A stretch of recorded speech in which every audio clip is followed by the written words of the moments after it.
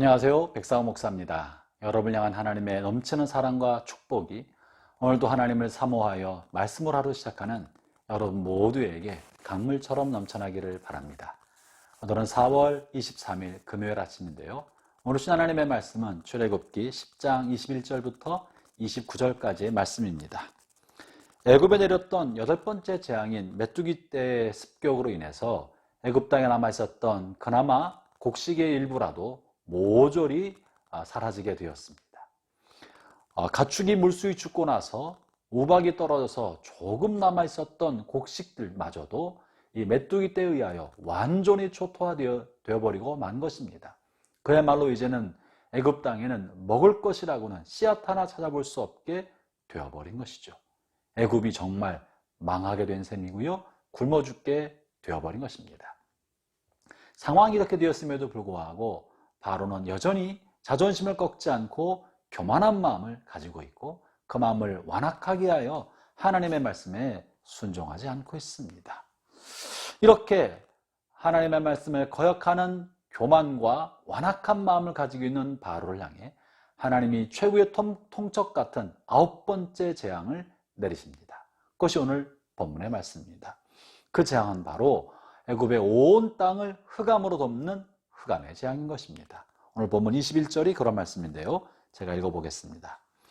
여호와께서 모세에게 이르시되 하늘을 향하여 내 손을 내밀어 애굽 땅 위에 흑암이 있게 하라.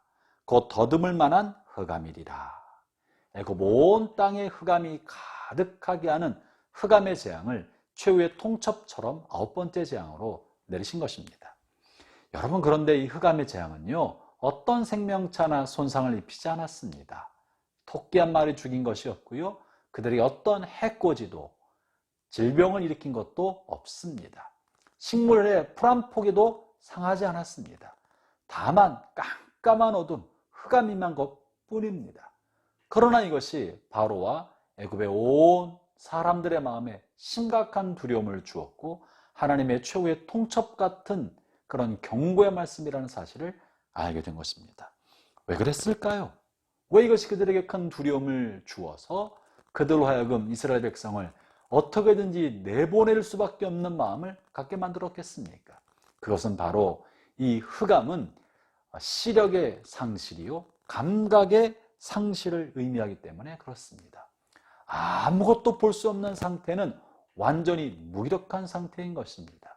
그리고 사방에서 무슨 일이 벌어질지 알지 못하고 한 치 앞도 예측하지 못할 뿐만 아니라 어떠한 것도 방비할 수 없는 무방비 상태에 처하게 된 것이죠. 불확실성의 극단인 것입니다. 우리는 우리의 삶을 우리 스스로 핸들할 수 없게 될 때 두려움, 불안감을 느끼게 됩니다. 그것이 바로 이 흑암의 재앙의 특징인 거예요. 마치 폭풍우가 닥칠 것은 명확한데 그 전날 밤 조용한 것처럼, 폭풍 전야의 두려움처럼 지금 애굽의 온 땅의 사람들과 바로의 마음이 그러한 것입니다.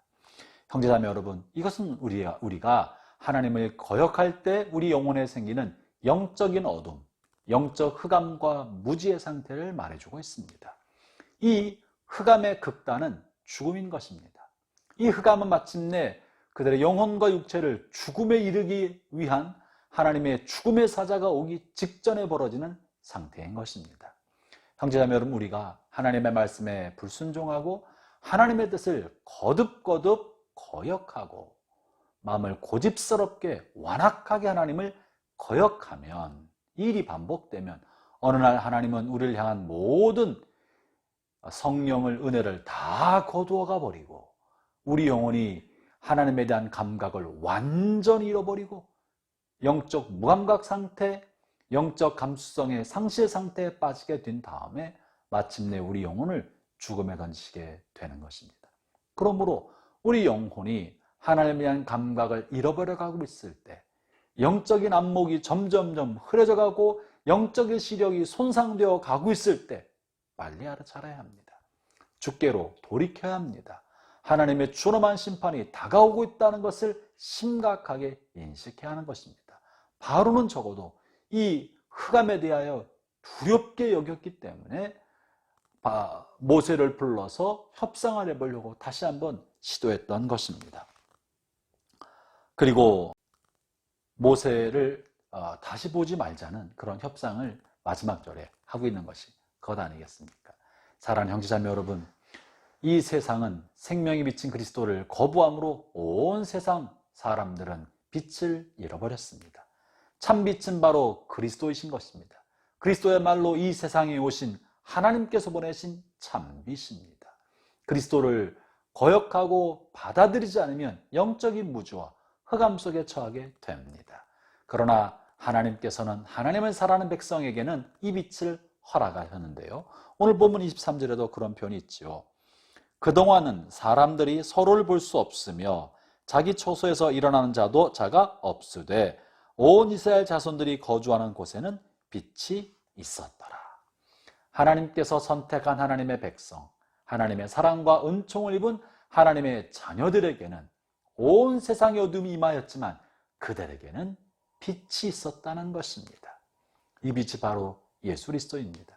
하나님의 선택함을 받은 하나님의 자녀들의 영혼 깊은 곳에는 참빛, 생명에 외친 그리스도가 머물므로 우리는 어둠에 거하지 않게 되는 것이죠.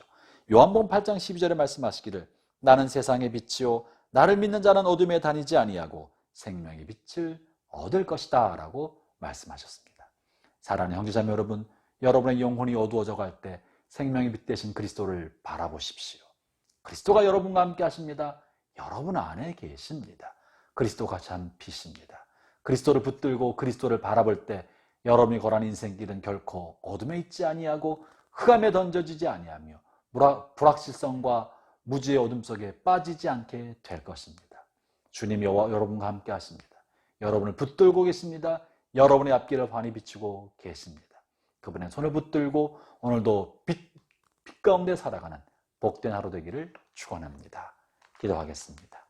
우리의 생명이 빛 되신 예수님, 우리가 하나님을 알지 못함으로 영적 무지와 흑암 속에 살고 있었는데 주님이 우리를 사랑하셔서 생명의 빛으로 오시고 우리에게 빛을 보여주신 것을 감사합니다. 다시는 죄로 말미암은 어둠 속에 거하지 아니하고 생명의 빛 되신 그리스도와 동행하는 우리의 남은 생에 되게 하여 주옵소서. 예수님 이름으로 기도합니다. 아멘.